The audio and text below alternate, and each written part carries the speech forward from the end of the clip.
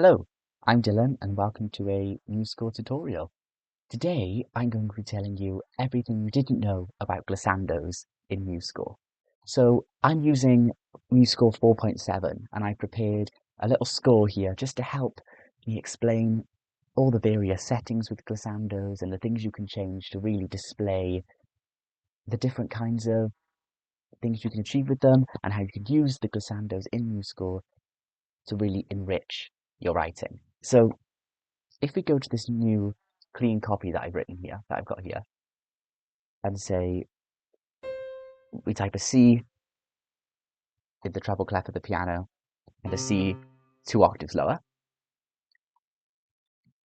we can connect these by using the arpeggios and glissandos palette. Now I'm not sure if this shows by default. If it doesn't, you can just go up to the add palette section here and you'll find a whole list of palettes that you can add if you don't see the arpeggios and glissandos already in the list. If it is in the list, all you've got to do is click it, and you'll see here two different types of glissandos. One's a straight one, and one's a wavy one. Now, it's really important to note now that the notation for glissandos isn't necessarily standardized. And other than your bog standard piano glissando on the white notes, when you try and do something a little bit beyond that, you'll sort of learn that the notation isn't necessarily as standard and as strict.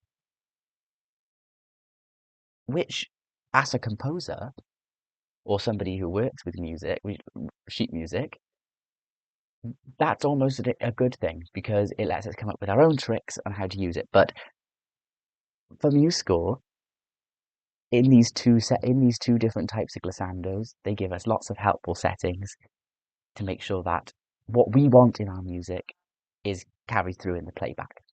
So for now, and I'll explain exactly why once I get to the main part here, we're going to start by using the wavy glissando. So if we just click the first note, which is the note we want to start the glissando on, and then click this glissando in the palette, immediately you'll see that this glissando has been activated. And if we play it back, we've got this glissando.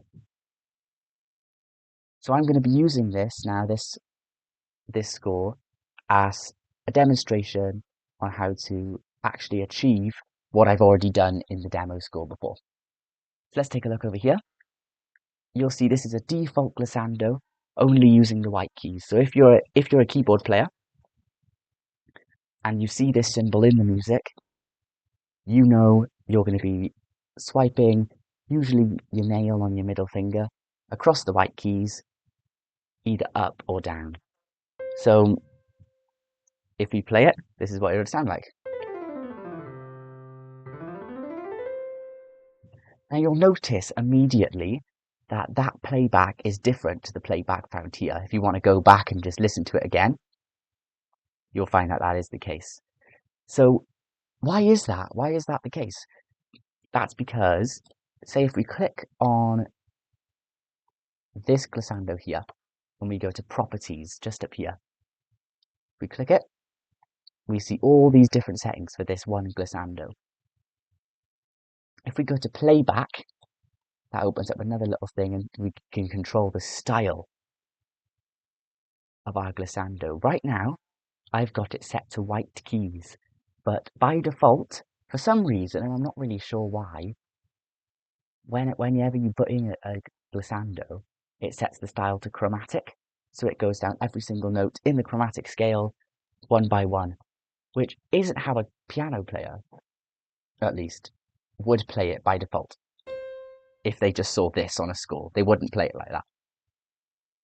So what we do is we click here, and we change the style to white keys, and then this becomes the same. Great. Another thing you'll immediately notice is there's no text here, but there is text here. For some reason,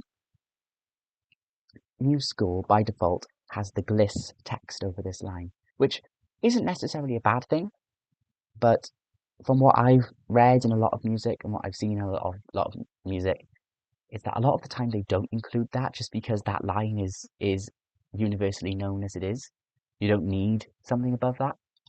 So what I like to do, it you don't have to do it, but it cleans the score up, I think, is if you click on here, make sure you're in the Properties tab, you can just delete the text or untick Show Text even.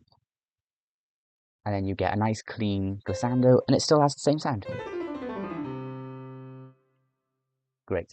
So what I'm going to be doing is transforming just this one glissando.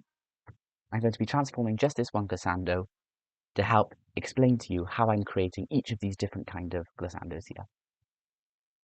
So there's our default white key glissando, which is what any keyboard player, when they see this, they're going to default to that. However, what if, as a composer, you want your performer to play a glissando on the black keys? Well, first of all, you'd want to know that from a lot of my reading, I found out that it can be actually quite painful, especially on the black keys compared to the white keys for pianists. So that's just something to be aware of. Maybe don't put too many of them in a row. If you're writing, don't put too many of them in your piece. Don't make them too long. Just make sure you're aware that that is painful for some pianists. So, to figure out how to notate this, I've looked at two different options because, like I said, it isn't standardized. And sometimes that's a good thing. So I looked at Stravinsky's, the fifth movement of his Firebird Suite, when there's this big ascending glissando on the black keys. And he simply just writes that by just writing that they're the keys that are being played are black above the glissando.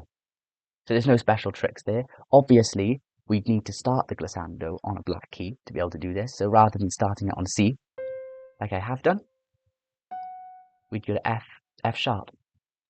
And the specific way we'd tell the performer that we are using the black keys is by using a playing technique annotation or a performance text. So the way to do that is if we just quickly hop over to our other score, we can change these notes to F sharp. And all we do is if we go to palettes, we can go to text. And if we find there'll be some kind of, we could either take legato or arco or even mute. And if we just take it and we click it, it'll add this above it. But obviously we don't want it to say legato, we want it to say black keys.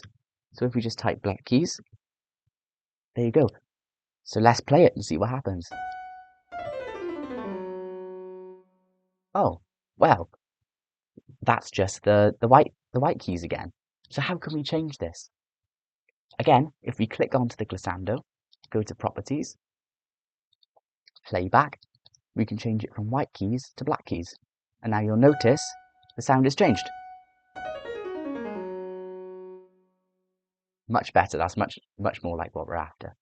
So if I just undo all of this and hop back over to our other score, this is another way of doing it, which I actually prefer. And this was used in another example that you can see on screen here. But what they've done is they've done exactly the same thing, but rather than writing the text above the stave as a performance text, they've written it on the line, like how the word gliss was originally. So the way we do that is if we just went here and put this back to F sharp, click on the glissando, we can just tick show text, get rid of this text in here, and just write black notes.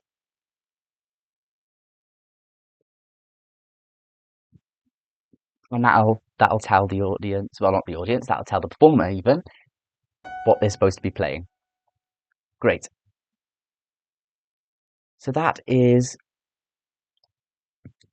your black key glissando. Now, this specific type of glissando, I guess you wouldn't even call it a glissando, it's called a portamento.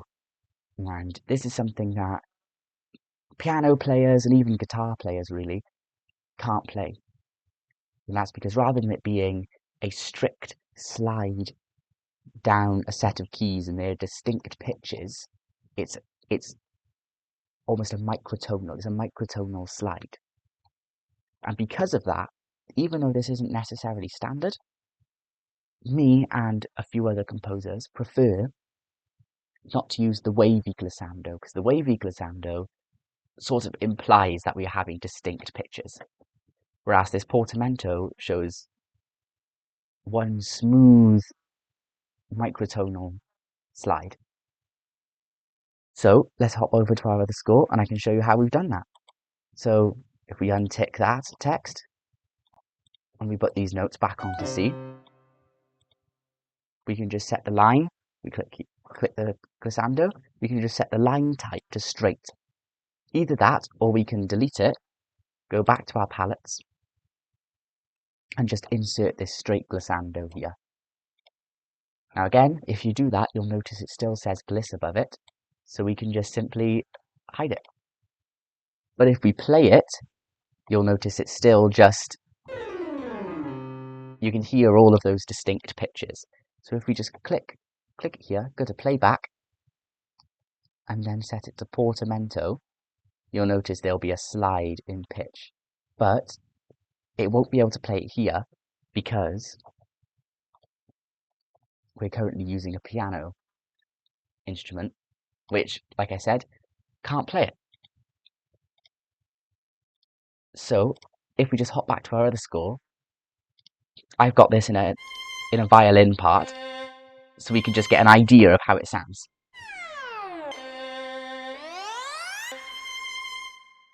Very weird, otherworldly sound, especially since the portamento in MuseScore is a little bit broken, because you'll hear when we get to this note, you can just hear this top note here poke out just a little bit. If I play it again, yeah, you can hear it just a little bit. So that's just a MuseScore problem, unfortunately. But as a performer, they'd know to play one smooth descending line like that. This can obviously be done in the same way as the black keys notation. This can be done just by writing port, or I guess portamento, over the line.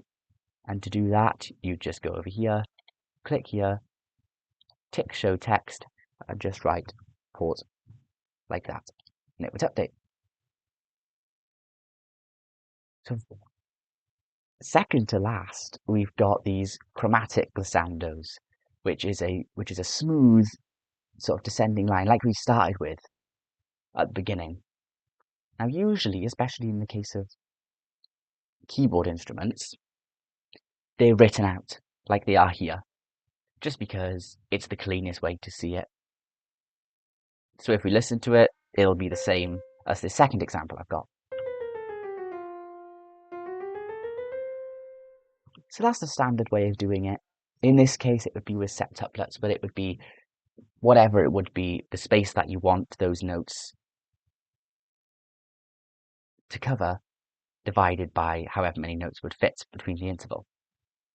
So this type of, as I've written here, this type of glissando as a composer works best over smaller intervals, just because of how quickly you're going to have to move down such precise notes. Obviously, players of a higher ability are going to be able to play really, really fast descending chromatic glissandos. So I wouldn't worry about it too much, just something to be aware of. It works best over smaller intervals, but the better the player is, the more able they're going to be to play a wider interval with a chromatic glissando between them. So if you look here, this is another way of doing it.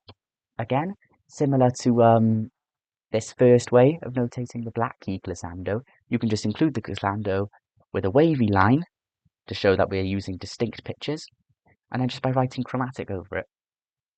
And then the performer will know what you mean, but maybe this is a much more less standard than this method. And if anything, I think it's less clear. But it's something you can do. And you can do this another way, just by using the shorthand for chromatic written over the line as well. So you'll notice, if you have a keen eye, that I might have left something off. And this is what I think, to be honest, is the least useful type of glissando you can find in MuseScore. mostly because you'd almost never use it ever. To my knowledge, maybe I'm wrong. If I'm wrong, shout at me in the comments. Maybe I'm wrong. But I don't think, I personally haven't found a situation where you'd ever want to use it. So, if I go back to my other score here, and we just go back to this, set it back to wavy, get rid of the text. You have a standard glissando. You'll notice we've got this diatonic option. And all that'll do is just run through the scale of the key that we're in. So if we listen to it,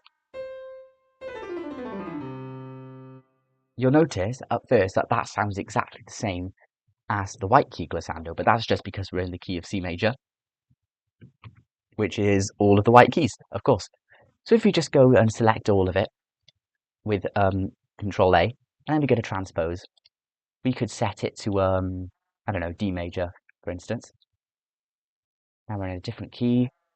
The key signature hasn't updated for some reason, so we can just go to the key signature palette and drag the D major key signature.